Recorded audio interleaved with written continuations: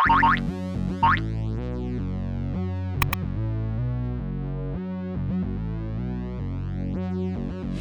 on the next level, yeah. 절대적으로를 지켜 내 손을 놓지 마라. 결속은 나의 문을 광야로 걸어가. 알아 내 홍길장. 3, 2, 1. 위협에 맞서서 제껴라, 제껴라, 제껴라. 상상도 못한 외벽 유혹은 깊고 진해. Too hot, too hot.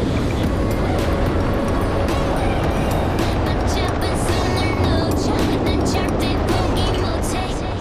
I'm on the next level. 저 너머의 문을 열어. Next level. 널 결국엔 내가 부셔. Next level. 코스모에 탈 때까지 next level.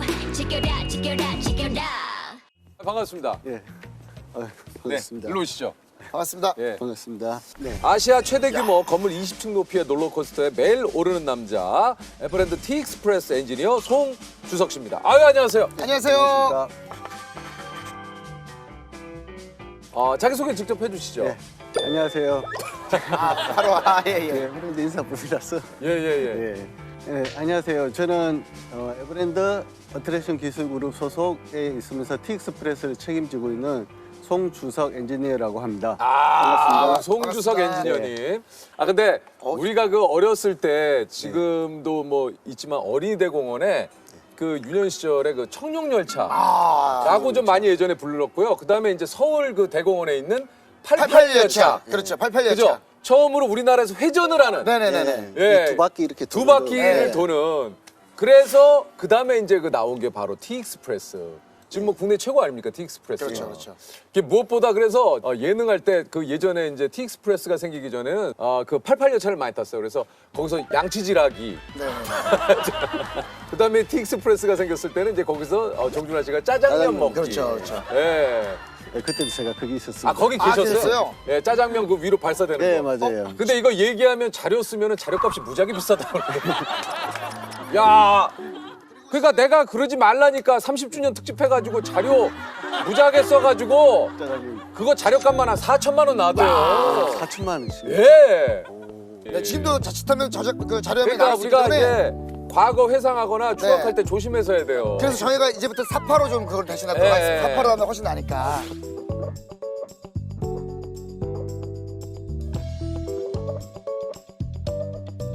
우리가 유퀴즈 때도 한번 탔었거든요, 그거를. 예, 작년에 오시죠? 네, 맞아요. 네, 맞아요. 그때 맞아요. 오실 때 봤어요. 아, 네. 정말요? 이건 상관없죠. 우리 거는 자료값이 별로 안 나가죠. 꽃길을 이렇게 걸어본 지가 언젠가 싶네요. 근데 원래 딱 손잡고 걸어야 되는데. 예. 어때요? 저인지 모르겠죠? 이거 진짜 오랜만에 타본다. 저도요. 어? 너무 싫어. 자, 여러분! 둘, 셋! 유퀴즈!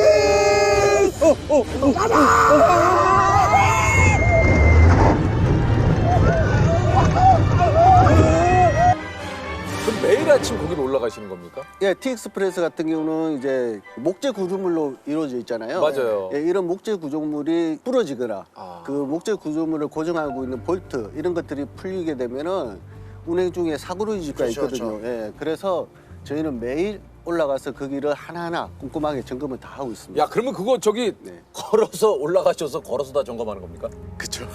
그 그런 높이가 20층 높이가 높이를? 예.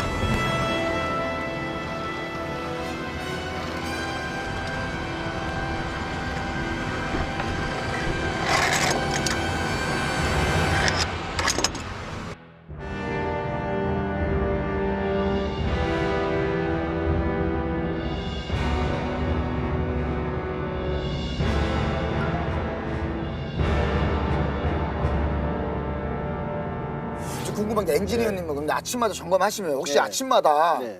타십니까?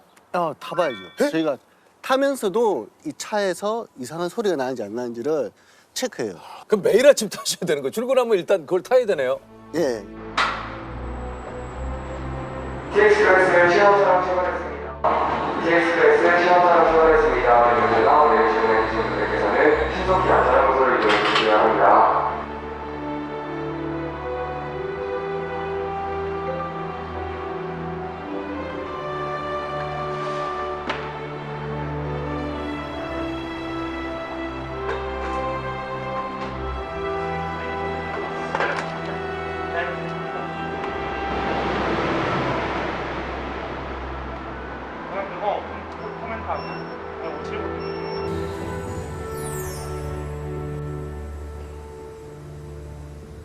티익스프레스나 이런 걸 탈 때 네. 앞자리가 가장 무섭다고 좀 생각을 하잖아요. 실제로 앞자리가 제일 뒷자리 무섭습니까? 요건 잘 알고 뒷자리가 제일 무섭습니다. 그래요? 네. 앞자리 더 무섭지 가속도에 않아요? 의해서 뒤에가 빨려가니까. 그렇죠. 그래서 참고로 조금만 더 추가 설명해드리면은 저희 티익스프레스 차량의 길이가 한 18m 정도 돼요. 예. 그러면 이제 앞에 앉으신 분들은 드롭되는 구간이 여기서 한 40m를 드롭한다고 보시면은 뒤에 앉은 분은 이 차량 길이가 있잖아요. 네. 한 14m 정도 더 낙하라는 거예요. 네, 그러니까 그만큼 더 스릴감 느끼는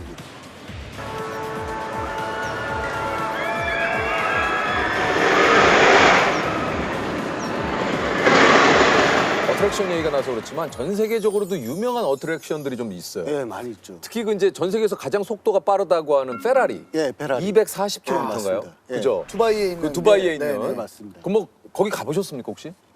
못 가보고 동영상으로만 봤습니다. 아 그러셨구나. 예. 예. 근데 아, 진짜 속도가 빠르대요? 시작하면 이제 빨려 나가는 속도가 그러니까. 엄청 나가고.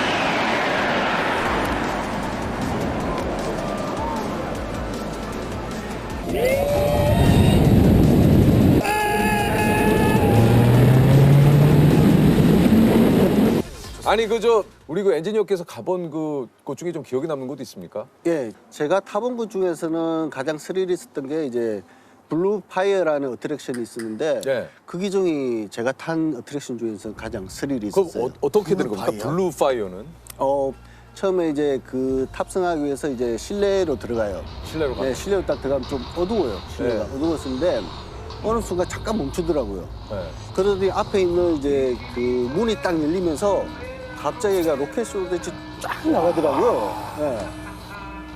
쫙 발사되면서 이제 그 오르막길도 한 순간에 쫙 끝까지 치고 올라가 버리더라고요. 빠른 속도로 올라가. 엄청나게 빠른 속도. 예. 거기다가 갑자기 거기서 급하강. 예. 그때가 굉장히 스릴감이 크더라고요. 한편으로 좀 약간 무섭기도 하고. 아 재밌었겠다.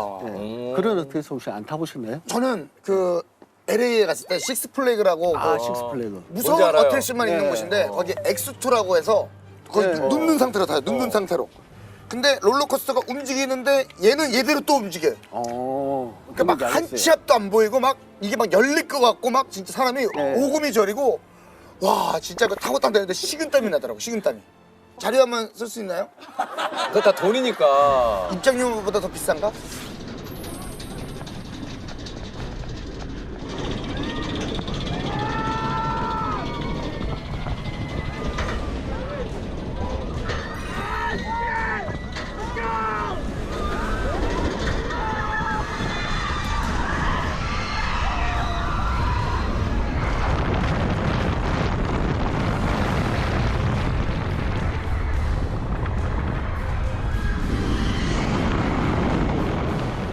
아니 그 네. 에버랜드 언제부터 근무를 하신 거예요? 제가 에버랜드는 1996년도. 96년이면은 그럼 자연농원 제가 때 아닙니까? 자연농원 때 아니에요? 네, 맞습니다. 그때 자연농원이었고 그해 3월 달에 이제 에버랜드로 명칭이 바뀌었군요. 예, 바뀌었습니다. 아니 그 좀 그 입사를 하시고 좀 그 어떠셨어요? 그 기숙사가 있잖아요. 예, 있습니다. 거기서 생활을 하신 건가요? 예, 기숙사에서 생활했죠. 아 그러셨구나. 저희 거기도 가봤어요. 그 기숙사. 아, 기숙사도 예. 오셨구나. 그곳에서 지금 이제 사모님을 만나셨다고. 아, 예. 에버랜드에서 제 지금 와이프를 만났습니다. 아 그러면 예. 그 우리 사모님께서도 거기서 근무를 하셨었어요? 예, 제 아내는 손님을 안내하고 뭐 이런 쪽에 운영하는 이제 그 캐스트? 예, 맞습니다.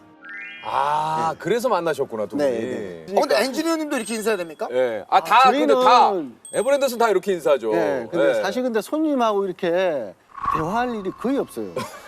그렇죠, 그렇죠. 그러니까 없어요. 그때 뭐 상사한테 보고 들어가는데 저 들어왔습니다. 이게 네. 아니 저는 진짜로 위에 그 얘기하실 때 조셉이 얘기한 대로 네네. 대표님께도 그쵸. 안녕하십니까 뭐 이렇게 이 인사. 과장 들어와요. 회사 분위기 좋아지겠는데요? 근데 좋을 것 같은데. 아, 예전에는 한 것 같은데 최근 들어서는 안 아, 그래요? 네, 다시 한번 일으켜야죠. 예. 화내는 낼 일이 있어도 네, 예? 맞습니다. 그래 들어와. 너 일을 왜 그렇게 하나? 그래 죄송합니다. 가봐. 네네. 다음부터 그러지 말고. 한결 부드러운데. 한글 부드럽지. 네. 분위기 나아지는데. 네. 아 갑자기 바람이 너무 시원하네. 네. 야 오늘 사실 놀이공원 가기 좋은 날씨 아닙니까?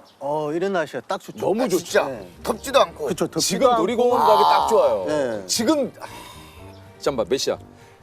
지금 딱 출발하면 돼. 맞습니다. 지금 딱 안돼. 지금 지금 딱 출발하면 출발하면 10시 반쯤 도착해서 아 티 한 번 타고 내려와 추러스 좀 먹고 추러스. 아 저 추러스 앞에 바로 팔아요. 왜냐면 거기가 네. 티 익스프레스 나오면 바로 그 푸드코트가 있거든요. 네, 맞아요. 거기 있으면 이제 소세지랑 이런 거 네. 잔뜩 팔아요. 제가 무지하게 먹어. 진짜 그 에버랜드를 진짜 많이 갔거든요. 아, 진짜요? 예전에 진짜 자금 사정이 많이 좀 그 이렇게 풍요롭지 않을 때 진짜 석진이 형하고 가고 형들하고 가고 진짜 왜 갔어요 근데 거기를? 너무 좋아서 아 그냥 분위기가 너무 좋아. 왠지 모르게 거기 있으면 걱정 근심이 없어. 아 진짜 온통 거기 바꾸려면 막 걱정 고민 근심 맞아요. 투성인데 거기 있으면 걱정 근심이 신나잖아요. 없어요. 신나서 석진이 형하고 그 허리케인 있잖아요. 네. 이거 연달아 3번 타고 멀미 나가지고 차에서 밖에 나가가지고 한 1시간 차다 왔어. 아 진짜. 석진이 형이랑 너무 어지러워가지고. 최근에는 이제 또 사파리도 없어진다 얘기를 들었습니다. 사파리가 없어지는 게 아니라 차가 교체해, 네, 차가. 차가. 아 차가 교체. 네. 보세요. 잘 모르시겠지만. 네. 그 최신 소식 좀 업그레이드 해야지. 아 차가 교체된 거예요? 그 차가 교체가 된대요. 네, 차가 교체. 사파리가 없어지는 게 아니고 네. 그 사파리를 다니는 차량이 신형으로 교체가 된답니다. 네. 아 그거. 근데 뭐 저는 그 기사 자체는 굉장히 좀 약간 슬프게 다가왔어요. 뭐 이제는 추억 속으로 막 이렇게 하길래 아 왜 사파리가 없어져? 그러면 그 많은 동물 친구들 어디 가라는 거야? 그 동물 친구들도 잘못 알아듣고 웅성웅성했대요. 이거 우리 어떻게 되는 거야? 네.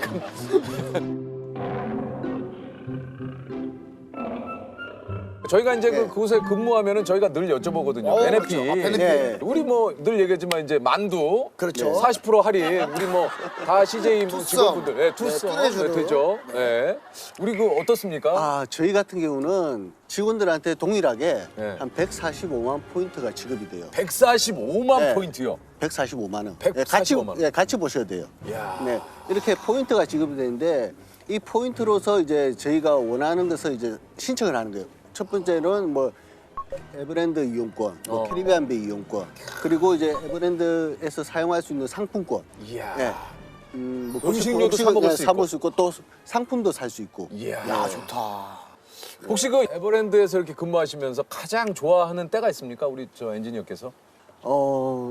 아침에 같은 경우는 아무도 저희가 이제 좀 일찍 출근하는 편이거든요. 아침에 출근하면 굉장히 조용하고 이제 그 특히 봄 같은 경우는 이제 새싹들이 여기저기서 자라고 이제 튤립이라든지 장미라든지 있죠. 이쁜 식물들이 많이 있잖아요. 예, 그런 것을 저 혼자만 이렇게 볼 수 있다는 거예요. 예, 예, 그런 부분은 참 좋고요. 근데 이제 파크가 마감하고 나서는 마감하고 한 30분 정도 지나게 되면은 파크에 있는 모든 조명을 다 소동해 버립니다. 예. 그러면 아시겠지만 저희가 이 산으로 둘러싸여 있잖아요. 맞아요. 갑자기 굉장히 무서워져요. 무서워요? 예. 귀신 나올 것 같고. 아 그래요? 예.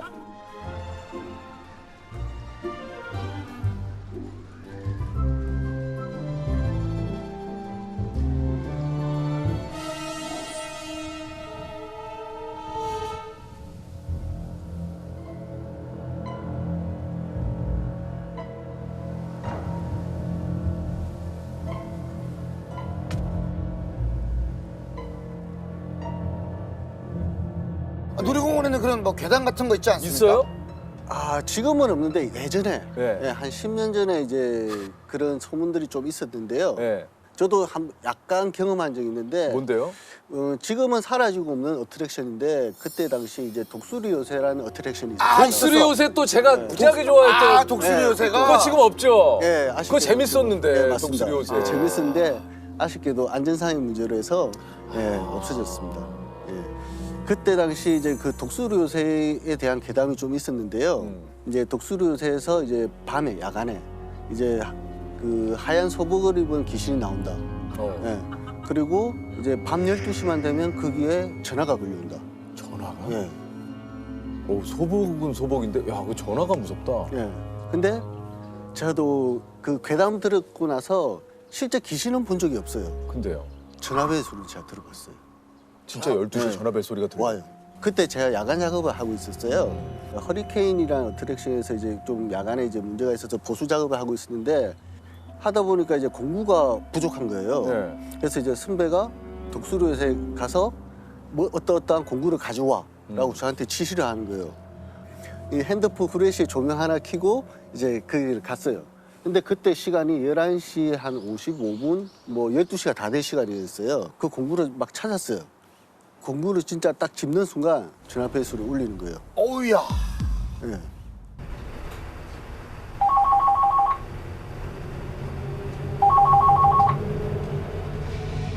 그 순간 그 12시 전화벨 소리 괴담이라는 게 문득 떠오르더라고.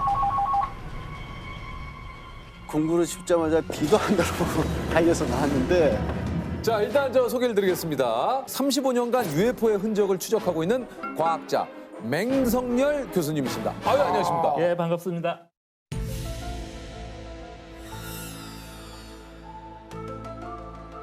혹시 단 하나의 비밀을 알아낼 수 있어요?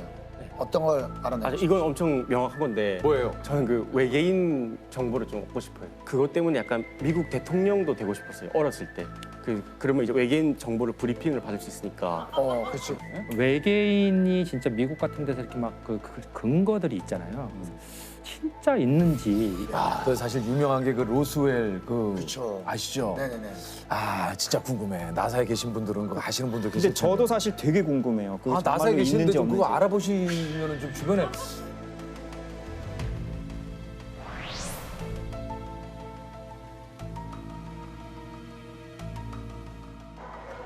UFO다. 진짜야 UFO. 진짜 UFO야. 잘 봐.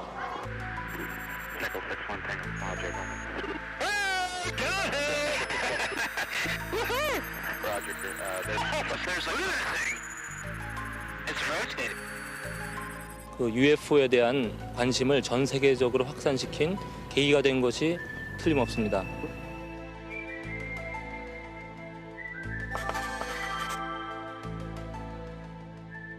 직접 소개를 좀 해주시죠. 글쎄요, 국내에서 아마 UFO에 관한 한 제가 가장 많은 방송 출연도 했고 또 많은 UFO 목격자들을 직접 취재를 했고요. 애둘러서 쭉 이렇게 얘기하셨는데 어쨌든 UFO는 내가 국내에서 짱이다라는 얘기시죠? 뭐 그렇게 자부합니다. 국내 UFO 짱입니다. 95년에 UFO 신드롬이라는 책을 내셨어요? 예. 저 그거 이거 본 거 UFO 신드롬? 이거 되게 좀 베스트셀러 아닙니까? 그때 좀 과학 부분에서 네, 맞아요. 이거 한동안 아니 솔직히 말하면 박사님이 이력이 이게 어마어마하십니다. 이 전기 전자공학 교수님이신데 물리학과를 졸업하시고 LG에서 연구원으로 있으시다가 카이스트 대학원 나오셔가지고 예. 야, 영국으로 또 박사과정을 떠나셨어요? 갔죠. UFO 때문에 가신 거예요? 아니면은 그것 때문에 간 건 아닌데 네. 결과적으로 지금 계속 지금 밟고 있는 건 물리학을 밟고 계신 거죠? 카이스트 이제 석사 과정은 신소재공학, 유학 가서는 이제 전기전자. 전기 전자공학 교수님이신데 어떻게 35년 동안 UFO를 연구하시게 된 겁니까? 대학교 한 3, 4학년 때 갑자기 과학과 종교라는 과목이 있어서 네. 교양과 과목이었는데 이제 과학과 종교의 뭔가 이 접점에 있는 탑픽이 바로 UFO였고요. 이게 과연 과학이냐 아니면 신화냐 이걸 한번 좀 가늠해보고 싶었던 거죠. 그래서 대학 다니실 때 그 교내 게시판에 UFO 연구동호회 모집글을 붙였는데 그 한 명도 모집이 안 됐다고. 뭐 같이 그때 공부했던 그 물리학하는 친구들은 그 UFO라는 이런 새길 가는 거는 딱 질색. 이건 얘들은 아니구나. 그래서 이제 외부에 있는 다른 관심 있는 분들하고 같이 이제 협회를 만들었죠. 교내는 없고 기존에 있던 거를 업그레이드해서 만드셨구나. 한국 UFO 협회를 만들었죠. 이게 뭐 이제 UFO를 이제 뭐 이야기할 때 있어서 빠지지 않는 로스웰 사건이다. 그렇죠. 예, 이 로스웰 사건이 조금 뭔지 좀 얘기해 주시죠. 그 당시 상황만 정확히 말씀드리면 로스웰랜드에서 UFO가 추락하고 뭐 잔해가 회수됐다는 게 군에서 보도를 해요. 아, 군에서. 네.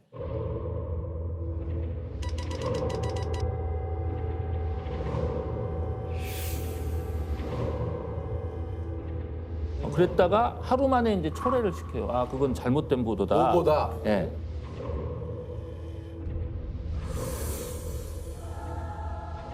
그 와중에 이제 관련됐다는 분들이 긍정적인 또 얘기들을 그 하고 실제로 로스웰에서 외계인의 사체가 예, 발견이 발견됐다. 됐다. 그 뭐 사진도 막 나오고 그랬잖아요. 그거 뭐 이제. 사진뿐만 아니라 동영상이 나와. 맞아요, 맞아요.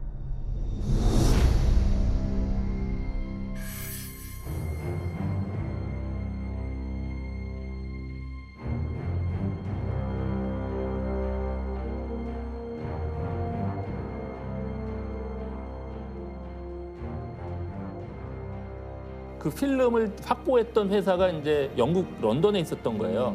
제가 영국 유학 가 있을 때 그 모 언론사의 그 PD가 저보고 그 같이 좀 가서 그걸 해보자. 그래서 같이 런던에 며칠 동안 가서 이제 했던 기억이 나고요. 이번에 공개된 로젤 외계인 필름은 그것이 조작된 것이냐 아니면 사실이냐는 여부를 떠나서 외계인과 그 UFO에 대한 관심을 전 세계적으로 확산시킨 계기가 된 것이 틀림없습니다. 결국 근데 그 동영상은 가짜로. 아, 그 가짜예요? 예. 자백을 했어요. 나중에 이제 그 탄로가 났죠. 예. 아, 그거 가짜였어요? 예. 97년에 이제 미국에서 UFO가 아니라 기상 관측용 기구가 떨어진 것이다. 뭐 이런 발표도 뭐 하고 했다고 그래요. 또 어떤 발표를 하냐면 하도 거기서 이제 외계인 시체를 봤다고 그러니까 네. 그거 뭐 실험하면서 마네킹을 또 실었다. 아, 그래서 실었다. 마네킹이 거기 이제 노출됐을 수가 있다. 뭐 이런 얘기도 하죠. 이거 참 이게 그럼에도 불구하고 계속해서 사람들이 관심을 갖는 것 중에 하나가 그때 깊숙이 관여됐던 사람들의 직계, 자제분이나 뭐 이런 분들이 그 자리에는 비행물체의 잔해 수거를 맡았던 제시 마샬 소령도 함께 있었다. 아버지는 제게 그때 본 것을 누구한테도 얘기하지 말라고, 아무리 친한 사람이라도 절대로 얘기하지 말라고 몇 번이고 주의를 주셨습니다. 어느 날 군 관계자가 소방대장이셨던 아버지를 찾아와서 로스웰 사건에 대해서 아무것도 말하지 말라고 협박했어요. 그러니까 내가 저 아버지한테 듣기로 그게 실제로 뭐 외계인 시체가 있었다. 뭐 그걸 봤다. 뭐 이런 식으로 이제 유언을 남겼는데 자 그래서 이제 보통 얘기들은 그 죽으면서까지 거짓말 하겠냐. 그렇죠. 근데 제가 봤을 때는 죽으면서까지 거기는 했겠다. 왜요? 왜냐면요 로스웰이라는 동네가 진짜 우리로 따지면요 아주 시골 중에 시골이에요. 정말 거기는 딴 걸로 이렇게 먹고 살 게 없어요. 그냥 허벌판이에요. 네. 근데 로스웰 그 UFO 메카라는 것 때문에 그 자자손손 엄청 그걸로 먹고 사는 거예요. 그 예. 동네가. 네, 지역 주민을 위해서 아마 죽으면서까지 거짓말을 할 수도 있다. 저는 보기 때문에 그 사건 자체는 잘 여러 가지 모르겠고. 가능성을 봤을 때 그 중에 이제 그런 것이 있기 때문에 자 그렇지만 그럼에도 불구하고 그 사건이 중요한 거는 비밀 정보들이 이제 정보 자유화법에서 이렇게 공개가 되거든요. 공개가 되죠. 근데 그 시점, 그러니까 1947년 봄부터 겨울 사이에 몇 달 사이에 특히 핵기지 주변에서 UFO들이 굉장히 많이 출몰을 해서 리포트가 막 된 게 있는 거예요. 거기가 아마 세계 최초로 그 핵 실험을 했던 곳이에요. 곳이죠. 예. 아. 그래서 UFO가 나타날 수가 있었겠다. 그렇지만 나중에 그게 너무 과장이 된 게 아닌가.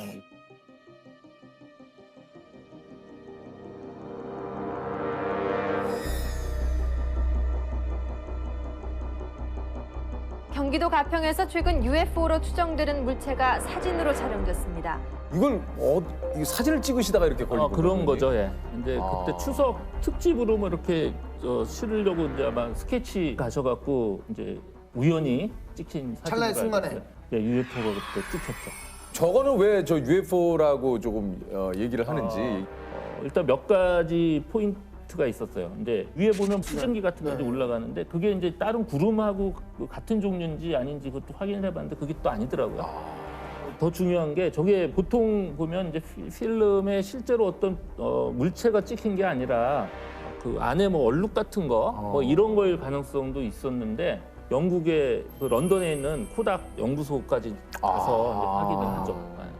필름 분석 전문가, 현상 인화 전문가, 화학 전문가가 각각 사진을 다시 조사하기 시작했다. We've examined the film very, very closely, and the film is manufactured correctly. It is a processing concern and not a film manufacture, retouching or a photographic effect.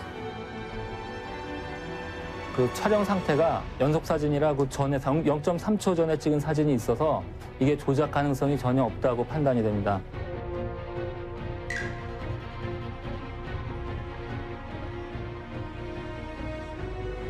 이게 이제 9월 4일에 찍혔는데 9월 3일 저녁에 협회에 제보가 들어옵니다. 밝은 비행 물체가 일렬로 날아가는 것을 목격했다.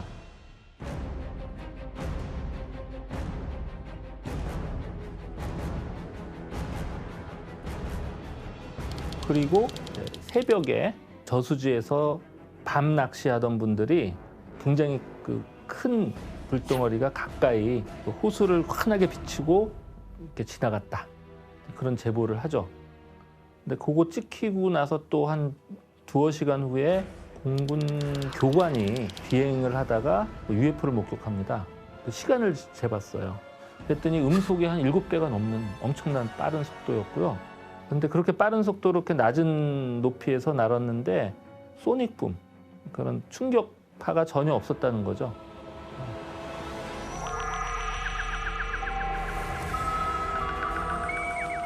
이렇게 UFO를 35년 동안 연구를 하셨는데 실제로 교수님은 UFO를 보신 적 있습니까?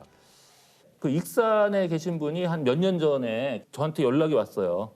자기가 UFO를 많이 찍는다, 자주. 직접 보여줄 수 있다. 와. 마침 또 이제 다큐멘터리를 찍게 돼서 영화를 감독님하고도 한 두어 번 같이 가서 그 중에 한 번 찍혔어요.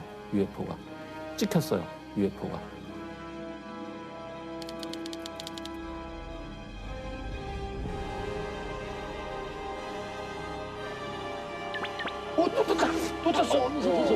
떴다.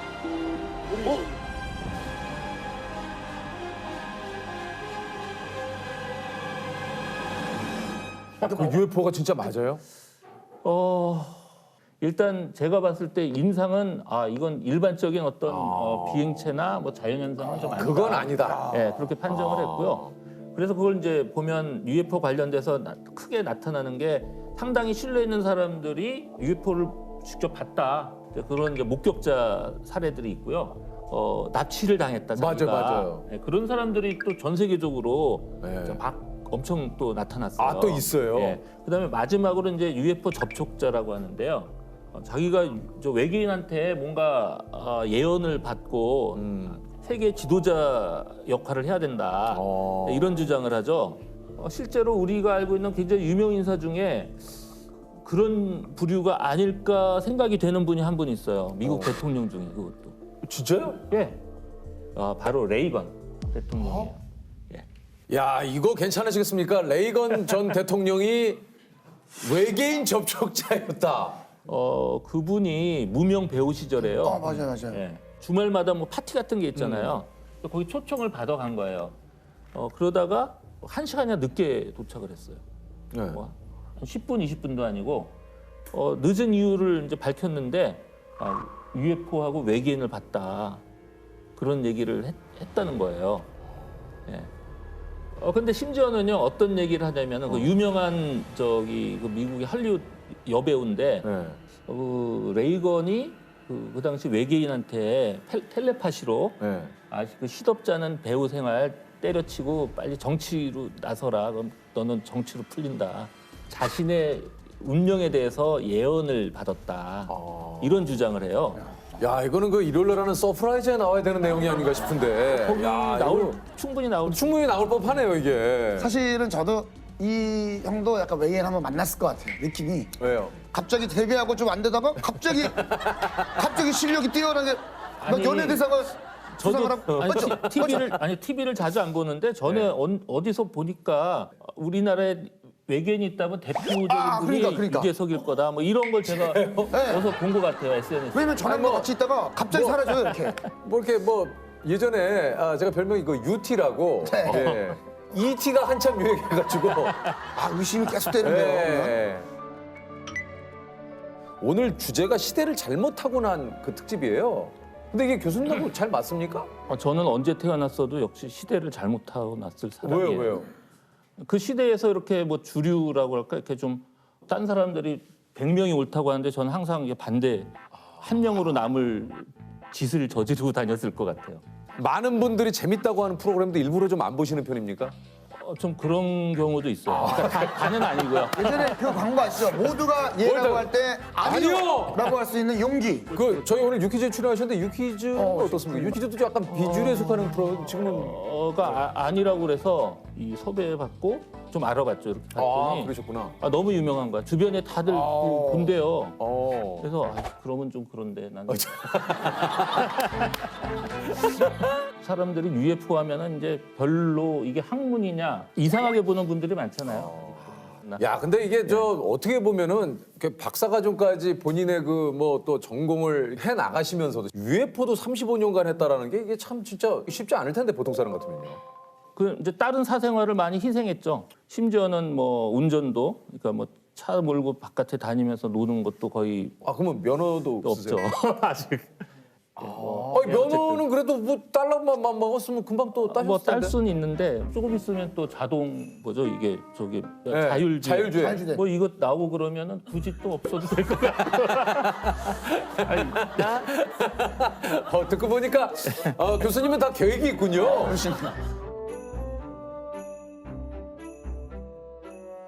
내가 생각하는 시대를 앞선 사람은 누가 있을까요? 칼 세건이라고 저는 단언하고 싶어요. 이분이 1960년대 초에 하버드 대학교 조교수로 있었거든요. 그러면서 뭔 얘기를 하냐면은 우리 고대의 신화 속에 나오는 어떤 그 괴물들이 외계인일 수 있다. 뭐 이런 과감한 가설까지 내놔요. 그 당시 주류 학계에서는 사실 좀 이단시했겠죠. 근데 그분이 나중에 이제 행보가 그 외계 생명체 이제 탐색하는 그 프로그램의 아주 핵심적인 역할을 하고요. 미 공군의 자문까지 한 몇십 년, 10년 넘게 이제 하죠. 시대는 이것 전과 후로 나뉠 수 있다면 하나는 아까 했던 로스웰 그 사건 이후로 미국 국민들이 이제 외계인이 거의 당연히 있다 생각하게 됐고 나머지 하나는 이제 제가 전공이 전기전자니까 모스보 아시죠? 알죠. 모스보. 그게 나온 그 전과 후가 세상이 엄청 바뀌었다. 그 전까지는요 어떤 소식을 전하려면 서로 떨어진 대륙 간에는 배를 타고 가야 되잖아요. 근데 그 모스가 이제 전선만 있으면은 빛의 속도로 이제 그 메시지를 전달할 수 있게 된 거거든요. 굉장히 멀었던 세계가 갑자기 가까워진 거죠. 엄청난 혁명적인 사건이 아니에요.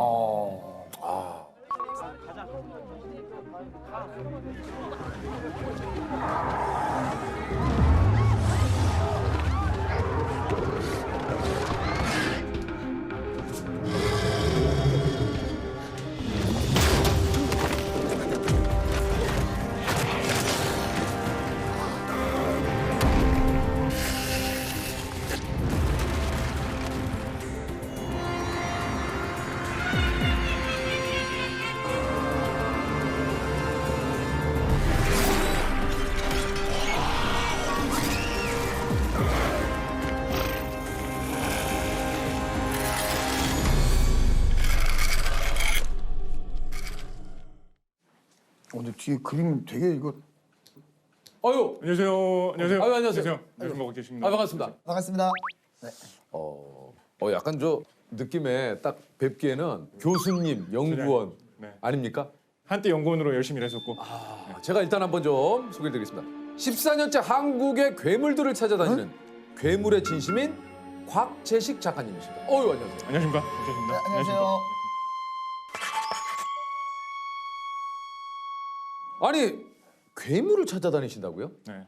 이렇게 얘기하면 또 도산자 김정호 이런 선생님처럼 네. 전국 방방곡곡 막 돌아다니면서 그러니까. 이 동네에는 무슨 괴물이 있을까? 그렇죠, 그렇죠. 그런 느낌 생각하실 수도 있는데 그런 건 전혀 아니고. 아니고. 제가 사실은 공학 박사로 화학 업계에서 쭉 일하고 있거든요. 그 일을 하면서 또 한편으로 제 소설 쓰는 작가입니다. 괴물 이런 쪽 소재에 워낙 관심이 많아가지고 우리가 알고 있는 영화 괴물에 나오는 것 같은 그런 괴물. 네네네. 그런데 주로 이제 한국 전통 옛 기록 속에 보이는 우리나라의 옛날 괴물 이런 쪽이 좀 관심이 많아요. 이것도 궁금하네. 야. 아니, 작가님이자 공학 박사라면 이제 투잡을 하시는 건가요? 그렇죠, 맞습니다. 지금 외국계 화학 회사를 다니고 계세요? 네, 화학회사 다니고 있는데 사실은 뭐 예전에는 이제 연구, 과학기술 발전을 위해서 투신 이렇게 막 열심히 했었는데 지금 뭐 사실 그냥 뭐 일개 회사원으로. 아니 근데 작가 활동을 하시고 괴물을 찾아다니는 회사도 알고 계세요? 물론이죠. 네, 물론이죠. 알고 있어요? 네. 실제로도 괴물을 좀 찾으러 다니시는 겁니까 진짜? 아니 설마요. 주로 이제 네. 옛날 책, 옛날 기록, 문헌들 역사 속 기록 이런 거 보면서 계속 뭔지 찾아보는 알겠다. 거죠. 아니 근데 왜 갑자기 이렇게 좀 관심을 갖게 되셨나요? 본격적으로 손대기 시작한 거는 십몇 년 전에 사극, 역사물 이런 거를 좀 써야 될 기회가 생겼어요. 근데 뭔가 좀 신기하면서 사람들한테 팍 충격 줄 수 있는 그런 소재를 좀 찾고 싶더라고요. 예. 그래가지고 옛날 이야기가 담겨있는 책을 하나 번역된 걸 샀는데 처음 제가 샀던 게 어우야담이라는 책이었습니다. 그 무슨 책입니까? 유몽인이라는 분이 쓴 조선시대 한 중기를 대표하는 대표적인 이야기 책인데 거기 괴물 이야기 같은 게 꽤 있어요. 나와요. 몇 개 있어요. 그래서 이거 나 혼자 알고 나 혼자 소설 쓰는 것보다 그냥 어디 공개해가지고 사람들한테 보여주면 오히려 딴 작가님들도 참고하시고 좋지 않겠냐 싶어가지고 그때 추려가지고 인터넷에 이렇게 공개했더니 반응이 굉장히 좋더라고요.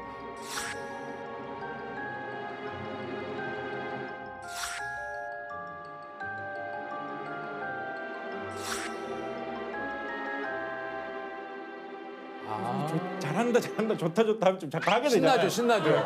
그래가지고 뭐 좀 더 하다 보니까 더 잘한다 막 이렇게 돼가지고 계속 하다 보니까 약간 쉼이 버릇처럼 된 것 같아요. 네. 아니면 뭐 게임 만드시는 분 이런 분들도 뭐 게임 그렇죠. 속에 등장시켜야 되니까 좋은 자료가 되죠. 필요하지. 그 자료로 써가지고 감사히 봤다 이런 식으로 저한테 연락 주시고. 사실 괴물을 창작하는 분 입장에서도 이게 사실 굉장히 좀 그 큰 고민거리일 것 같긴 하거든요. 새로운 한국 괴물 몇 개나 좀 그 발굴해내셨습니까? 새로운 거 예전부터 알려져 있던 거 합해가지고 뭐 대충 해보면 한 280 뭐 이 정도.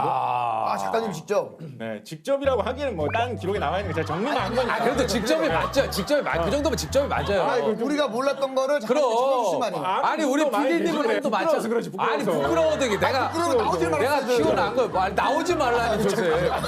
죄송합니다.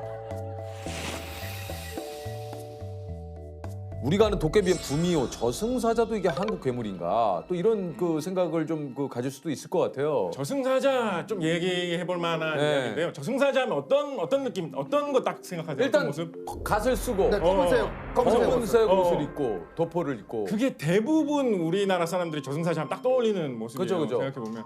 그런데 막상 조선시대 이전의 기록을 보면 저승사자가 그렇게 까만 옷에 까만 갓을 입었다라는 기록이 별로 없어요. 아 그래요? 예, 오히려 불교 계통에 보면 뭐 사직사자라든가 사자 이런 식으로 해갖고 이 사자라는 게 이제 관청에서 파견하는 공무원이잖아요. 공무원 옷 입고 있거든요. 옛날 관복 같은 거. 그래서 까만 옷에 까만 갓 쓴 그런 모습이 별로 아니에요. 그래가지고 왜 옛날에는 이런 모습으로 별로 생각을 안 했는데 요즘은 한국 사람이면 다 까만 옷에 까만 갓으로 생각하고 있을까 되게 궁금해하던 차에 제가 신문 기사를 하나 읽었는데 그 중앙대학교 동문회 회보를 보다 보니까 저 최상식 PD라는 분 계십니다. 전설의 고향. 전설의 고향 초창기에 연출하셨던 분이거든요.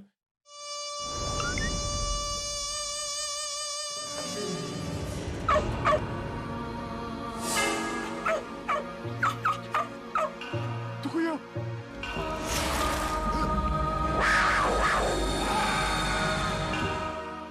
그분이 이제 저승사자가 나오는 전설을 연출을 하려고 하는데 뭔가 좀 저승사자의 느낌을 팍 줄 수 있는 그런 모습을 뭔가 좀 꾸며볼 수 없을까라고 궁리를 하다가 약간 까만 옷이라고 하면 좀 상복 비슷하게 좀 저승에서 온 듯한 느낌 나잖아.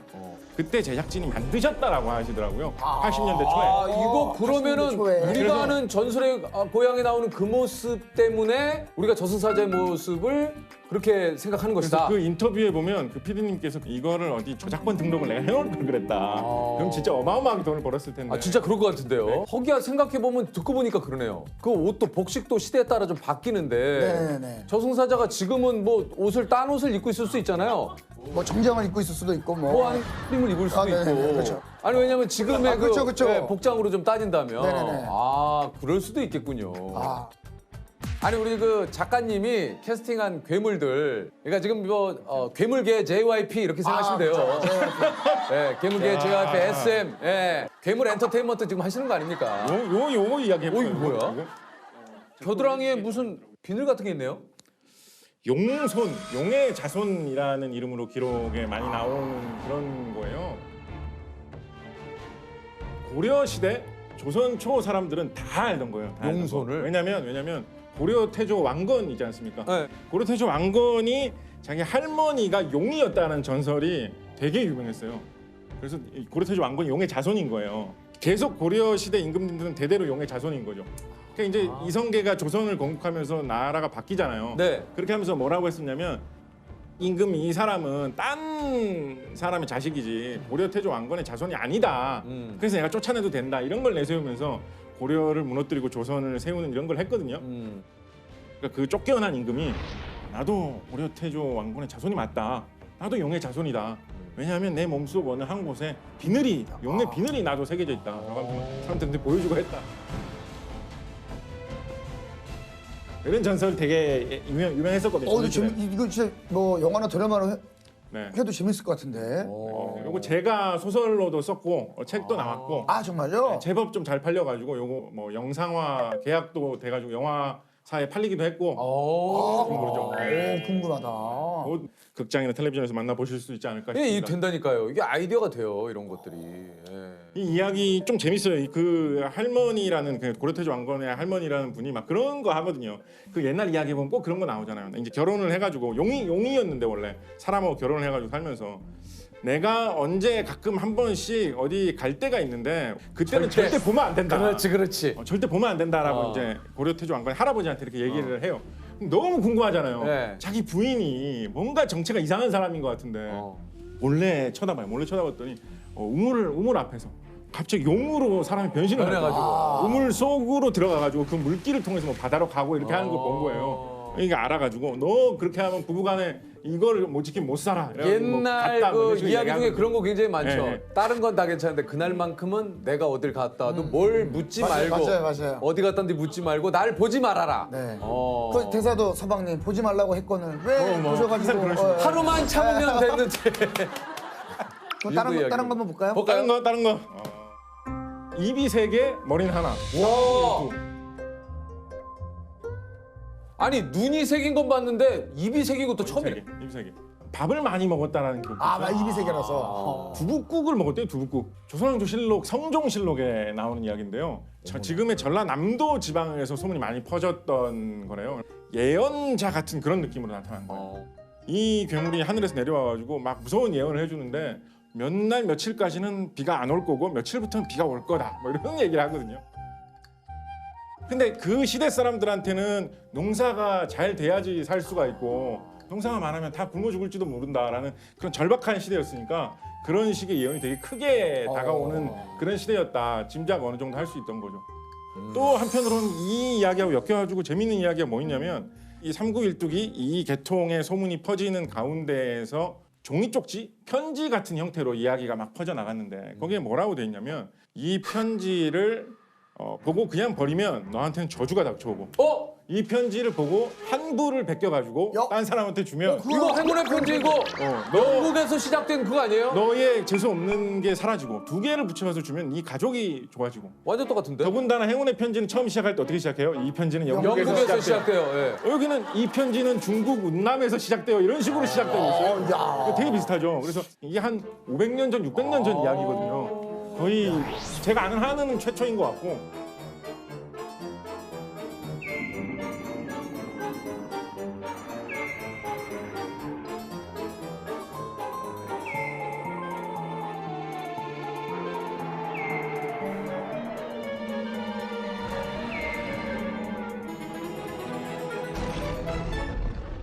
실제로 괴물이 있다고 믿으시는 건지 어떤 건지도 좀 궁금하긴 한데요. 사실은 이런 이야기를 보면 이 괴물이 진짜로 있었을까 없었을까 그 문제를 떠나서 왜 그때 사람들이 이런 괴물에 혹하면서 그런 거에 대한 소문이 많이 퍼졌는지를 생각하면 네. 그 시대 사람들의 어떤 걱정거리라든가 그 시대 사람들의 시대상 이런 거를 보입니까? 생각하게 되는 그런 면이 있거든요.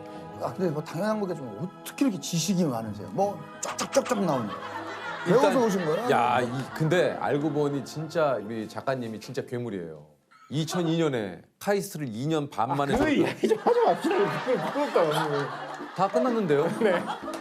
그럼 20년 전 이야기. 아니 보니까 신문에 나왔어, 신문에. 야 우와.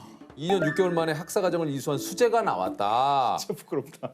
공부 잘하는 분들 그걸 한번 여쭤보고 싶어요. 공부가 재밌었는지. 재밌는 것도 왕왕 있죠. 왕왕 있죠. 재밌는 것도 왕왕 있고. 저는 영화 보는 거 이런 거 되게 좋아했거든요. 예. 가끔 이렇게 외국 방송에서 보여주는 자막 없이 그냥 하는 영화 같은 거 있잖아요. 네. 그런 거 보면 저 무슨 말일까 어릴 때 너무 궁금하고 그랬어요. 그래가지고요. 근데 이제 영어 공부를 하면 할수록 조금씩 더 아는 게 많아지니까 그런 거 되게 재밌더라고요. 아 그냥 자막이 있는데 왜?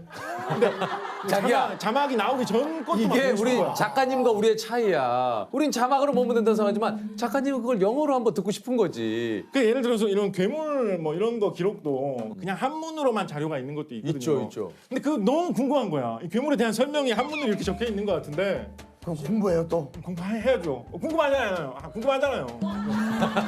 뭐 한문 해석하는 법 뭐 이런 거 좀 찾아보고. 그거 재미없어요. 재밌죠. 재밌을 것도 같잖아. 관심 있는 분야라. 그러면 좋아. 나 그러면 좋아. 나 다 양보야. 아. 오케이. 뭐 한문을 그 책을 읽기 위해서 한문을 그리고 영어를 수학은 수학도 묻지 않죠. 여기서 저기 보면 빌딩이 딱 보이잖아요. 보이죠. 여기와 저기까지의 거리만 알고 있을 때 빌딩이 높이가 몇 미터일까? 궁금할 수 있잖아. 궁금할 수 있잖아. 궁금할 수 있어. 궁금할 수 있어. 아니 궁금할 수 있어. 궁금할 수 있어. 거기까지는 양보할게. 거기까지는 양보. 아니 길 가다가 높은 빌딩 보면 몇 미터일까 궁금할 때 있잖아요. 있어. 아 진짜 있잖아요. 있어요. 그럴 때 삼각함수 이런 거를 좀 공부를 해보면 그렇게 계산해가지고 절묘하게 알아낼 수 있는 방법이 있거든요. 배우면 신기하잖아요. 안 신기해요? 그러니까 그게 어려울 수 있는데 제가 쉽다고 하는 거 아니에요. 제가 쉽다고 하는 거 아니에요. 우리도 그건 아니야. 어려울 수 있어. 있어. 그게 궁금한데.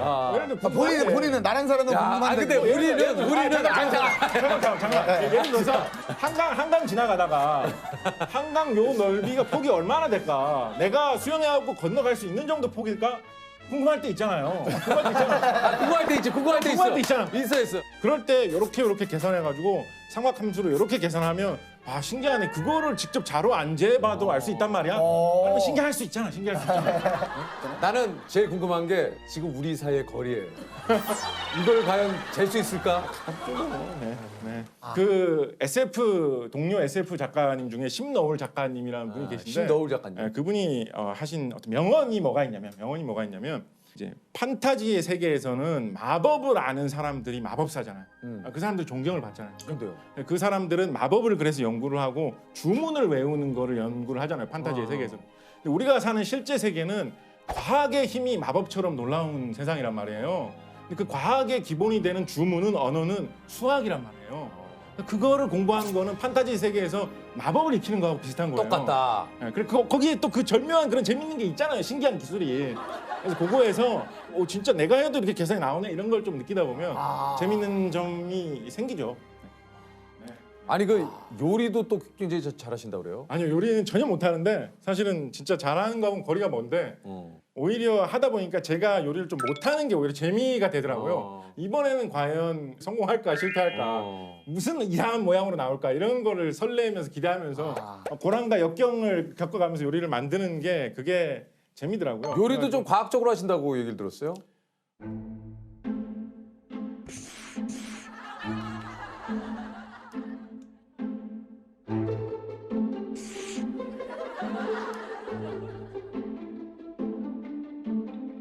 사실은 요리만큼 진짜 일상생활에서 과학에 대해서 많이 느낄 수 있는 게 잘 없습니다. 진짜 생각해보면. 그래요? 왜죠? 아니에요. 요리는 감성 아닙니까? 정성이잖아요. 엄마의 손맛. 요리는 과학이죠. 아니죠. 정성 아닙니까? 내 아이를 생각해서 생각해. 요리가 어떻게 과학인지 좀 생각해보세요. 계란이 까보면 이렇게 액체같이 생겼잖아요. 네. 그죠? 근데 그게 열을 좀 주면 왜 딱딱해지는 고체로 변할까요? 무슨 이유로, 무슨 원리로? 궁금하잖아요. 익는 거예요, 익는 거. 그러니까 왜 그렇게 그거는 변할까요? 익는 거예요. 무슨 원리로? 예를 들어서 물을 백날 끓여도 딱딱해져요? 아니잖아요. 네. 계란은 왜 열을 가하면 딱딱해져요? 계란의 주성분이 단백질입니다. 단백질. 단백질이 물에 녹을 수가 있어요. 물에 녹아 있을 상태는 소금이 물에 녹아 있는 것처럼 액체 모양처럼 느껴지는 거죠. 그런데 단백질은 열을 받으면 서로 엉겨 붙으면서 모양이 바뀔 수가 있습니다. 꼬이고 엉키는 과정에서 굳게 되는 거죠.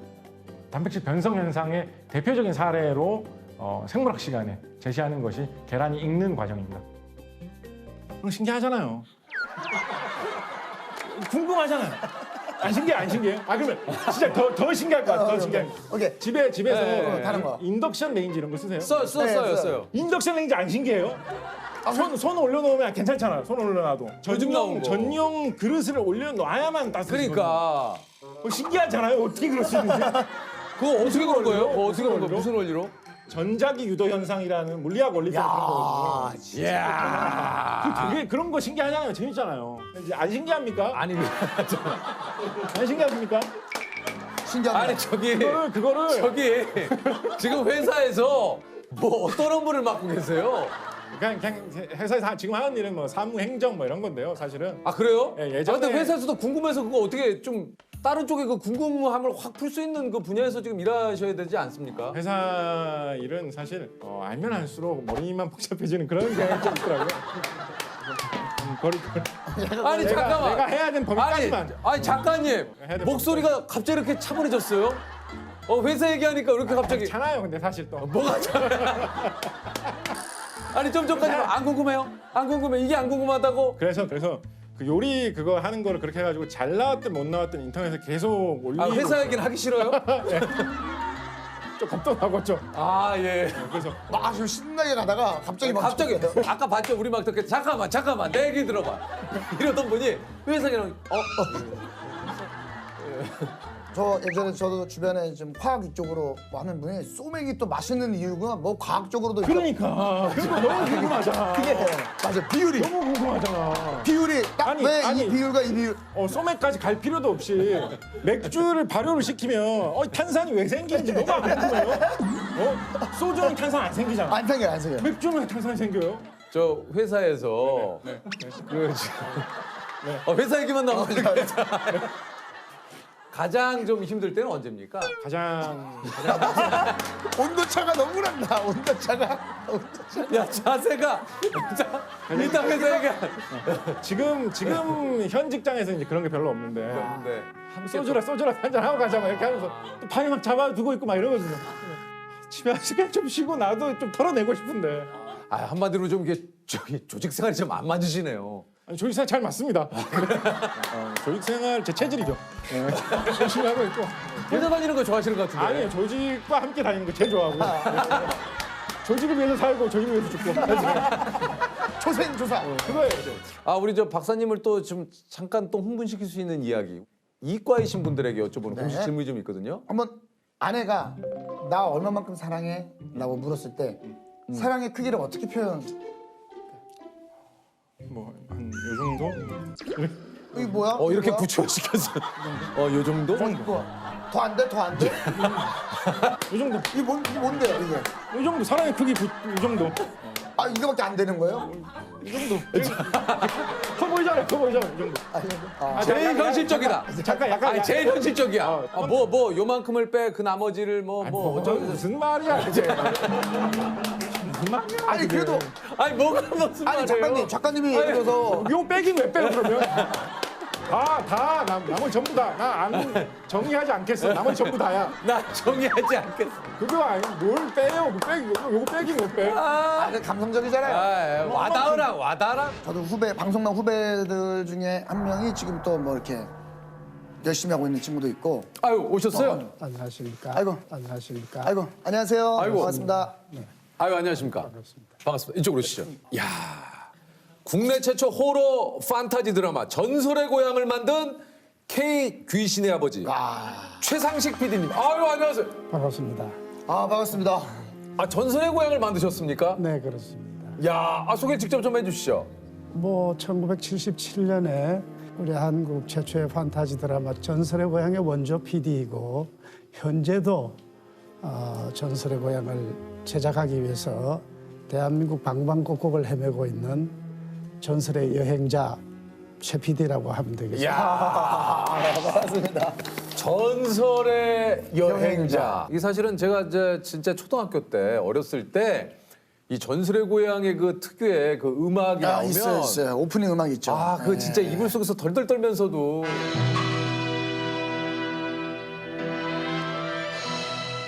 제목이 기가 막혀요. 전설의 고향. 이게 뭐 하고 좀 이렇게 좀 둘 중에 하나를 선택을 하셨다고. 네, 제가 고향의 전설로 할까 저는 생각했어요.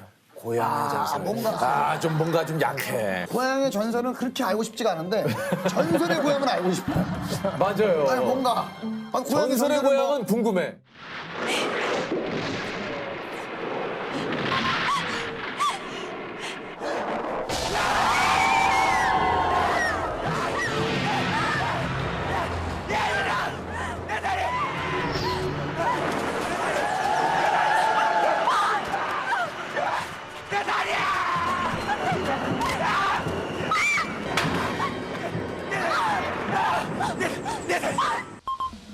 천년 먹은 구명 못 봤지?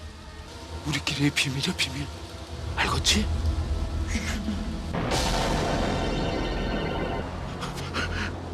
믿은 내가 어리석었지.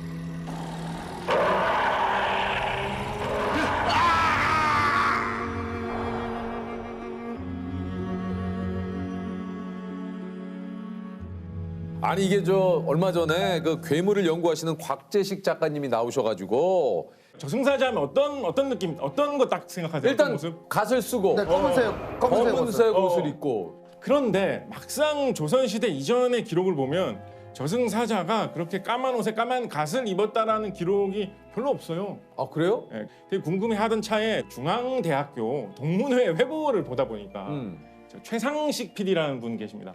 전설의 고향. 전설의 고향 초창기에 연출하셨던 분이거든요. 그분이 이제 저승사자가 나오는 전설을 연출을 하려고 하는데 그때 제작진이 만드셨다라고 하시더라고요. 80년대 초에. 이거 그러면은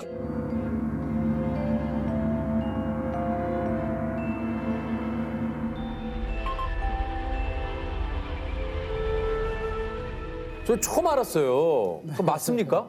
그렇습니다. 저도 그 방송을 보고요. 깜짝 놀랐어요. 예. 아니 어떻게 나를 찾아내셨을까 하고요. 그래서 제가 전화라도 하고 싶었는데 아직 못했습니다.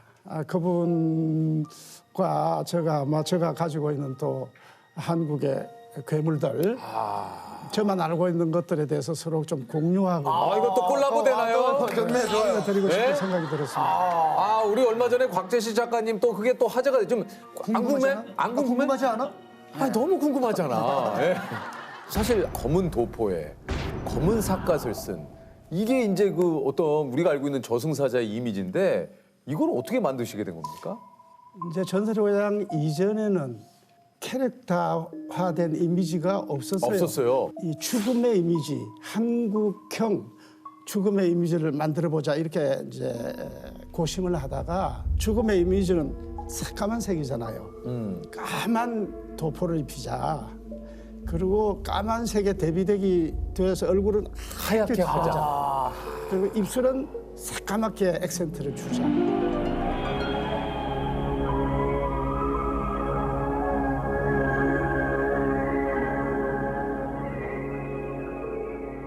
그리고 심지어 대구에서 그 당시에 어떤 할머니가 돌아가셨다가 깨어나신 분이 그래서 이제 화제가 된 분이 죽어보니까 저승사자가 진짜 전설의 고향에서 보던 모습하고 똑같더라. 진짜요? 네, 이렇게 말했다고 해서 제가 굉장히 웃었습니다.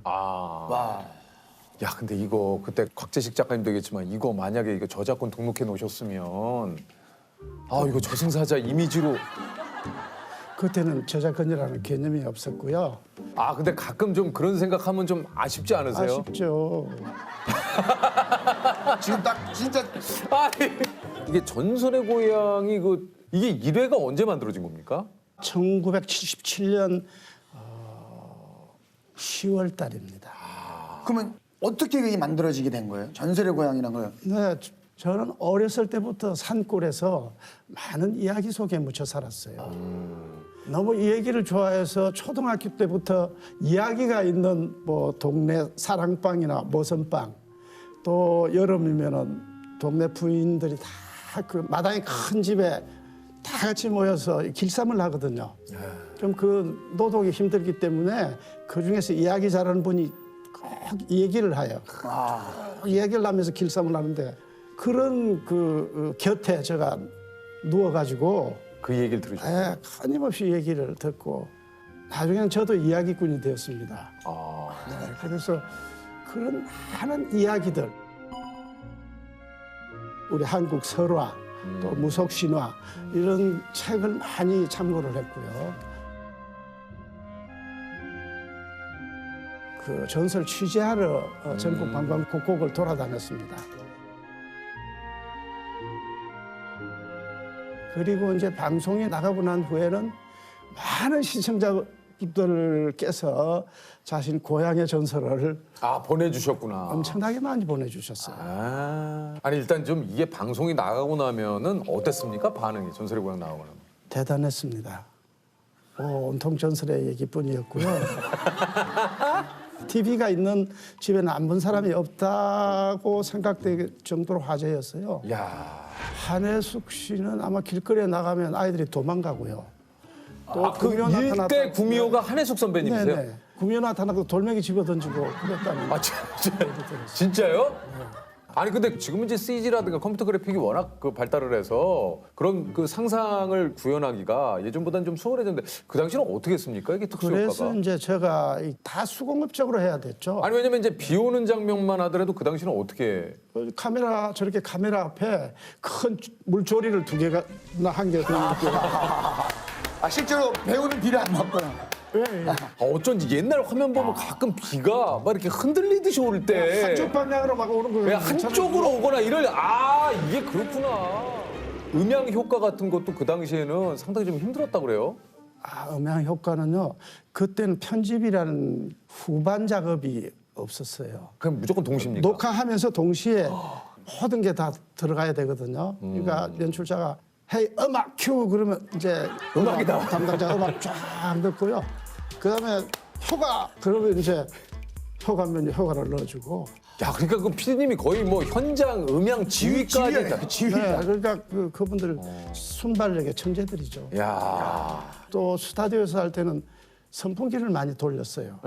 왜냐면 나무 스타디오에 나무 씌워놓은 게 흔들려야죠. 야외처럼 좀 보이기 위해서 선풍기로 이렇게 흔들리잖아요. 그러면은 선풍기 소리가 다라락 나기 때문에 안 되죠. 그때 대사하면 안 되잖아요. 그러니까 선풍기 큐하고 선풍기 꺼 대사 큐. 그런 식으로. 선풍기 큐, 선풍기 꺼 대사 큐. 네, 그렇게. 하나 또 좀 얘기해도 돼요? 예, 얘기하세요. 동물 나오는 장면은 요즘도 좀 힘들지만 힘들어요. 옛날에는 말할 수도 없죠. 그 전설의 고향 늑대오른 편이 있었는데 그게 늑대가 나와야 되잖아요. 늑대를 어떻게 할 것인가. 그래서 늑대 비슷한 개를 출연시키면 되겠다 이렇게 됐어요. 지금은 이제 CG로 하면 되는데. 네, 그 당시에 탤런트 노주현 씨가 개 박사다 이런 소문이 있었어요. 그 애견가 협회 회원이고. 맞아 예전부터. 노주현 씨한테 이제 부탁을 해서 녹화날 좀 보내주라 약속하고 왔거든요. 근데 녹화날 안 와요. 개가 감기에 걸려서 못 보낸다 그러는 거예요. 어떡합니까? 옛날에는 그 외국인 배우가 없었잖아요. 이렇게 외국인 역할을 주로 맡아 하던 박재주라는 탤런트인데요. 얼굴 굴곡이 굉장히 이렇게 강렬하고 부리부리하게 생겼어요. 그래서 그 사람을 불러다가 온몸에 털을 입히고 귀를 이렇게 달고 이제 늑대 분장을 시켰죠. 그래서 이제 자 녹화 들어가자 하니까 처져 있던 스텝이면 뭐가 늑대 왔어요, 뭐 개 왔어요. 그래서 왔다 가자.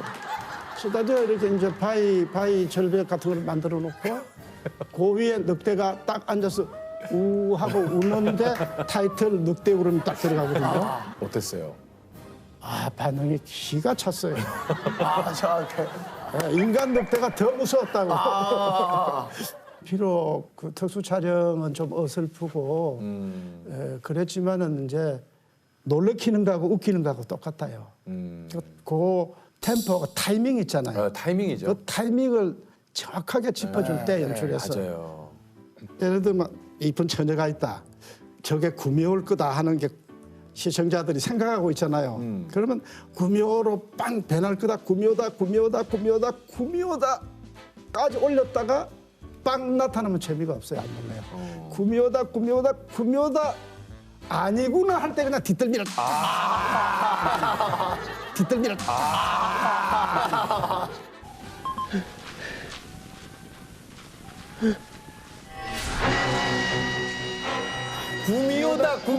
구미호다. 아닌가 땜빵. 그 타이밍에 탁 때려줘야 그 사실 전설의 고향 이후에도 야 이게 보니까 1일 연속극 보통 사람들이라고. 아마 최장수 1일 연속극으로 기록되어 있을 겁니다. 그것도 춘향전이라는 드라마셨는데 여기서 김희선 씨를 직접 발탁을 하셨다고요? 모든 감독들이 다 그렇지만은 신인 배우를 처음 등장시켰을 때 첫 장면 어떻게 등장시킬까를 가장 고심하거든요. 지금까지 살아오면서 본 풍경 중에 제일 아름다운 게 뭔가를 한번 생각해 보니까 동산의 달이 이렇게 쑥 올라올 때가 가장 아름다웠다는 생각이 들었어요. 기와집 돌담 안에다가 김희선을 숨겨놓고요. 큐 주면 김희선이 이렇게 쏙 바깥을 내다보면서 달 올라오고. 근데 마치 달이 올라오듯이. 예. 그래서 카메라맨이 김희선이 싹 올라오니까 이야 그러더라고요. 그래서 내가 오케이. 감독님들의 그 습관 중에 하나예요. 카트! 감독님 좀 큐도 감독님마다 좀 이렇게 자 돌았어요. 네, 맞아요. 큐! 뭐 이렇게 주시는 분들도 있고. 그 뭐 우리 선배들 중에요. 가까이 보면 막 까트! 막 그냥 아주 새소리 지는 분도 있고요. 저 예전에 신인 때 리포팅을 하면 카메라 감독님들이 힘이 어마어마무시했어요. 이걸로 다. 감독님이 이제 늦게 오시니까 딱 오시자마자 너야? 네가 오늘 진행하는 애야? 야 카메라 줘봐 카메라. 몇 살이야 너? 자 돌았어. 바로 돌았어. 자 돌았어. 예? 막 돌았어 했으면 바로 들어가야지 뭐 하는 거야? 돌았어. 계속 저 준비가 아직 안 되는데 뭐 준비가 안 돼? 김 PD 얘 뭐야? 다시 가? 알았어. 야 똑바로 돌았어. 그래서 타이밍이 야 빨간만 들어오면 해라. 자 그만해 조셉 돌았어. 그만해. 이해갔어요. 아니 카메라를 뭐 여기다 두고 해 여기다 두고. PD로 근무를 이게 언제까지 하신 거예요? 71년에 방송국 들어가서 2002년까지 한국 드라마의 초기 레전드라고 할 수 있는 여로의 조연출부터 시작했죠. 와, 그 여로를 조연출하신 거예요? 한편으로는 늘상 이렇게 어떻습니까? 이렇게 좀 현장이 좀 그립거나 하실 때도 좀 가끔 요즘 뭐 있지 않습니까? 가끔이 아니고요. 지금도 꿈에서는 연출을 하고 있습니다. 그래서 연출을 하다가 뭐가 잘 안 돼가지고 가위 눌려서 끼고.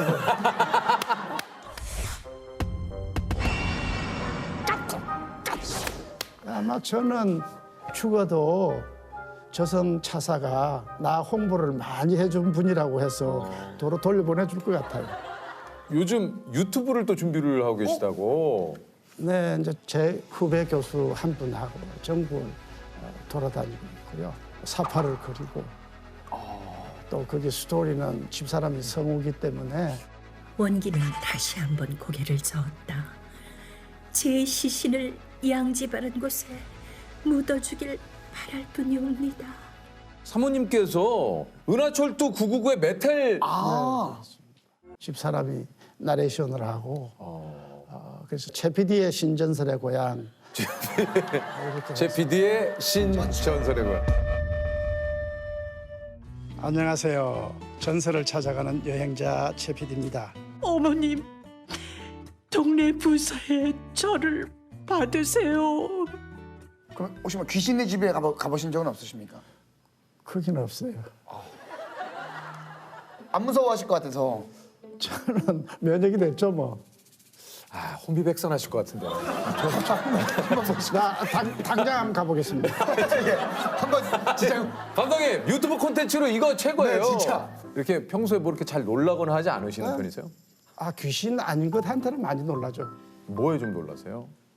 그게 집사람이 뭐라 그러는지 모르는 것 같은데.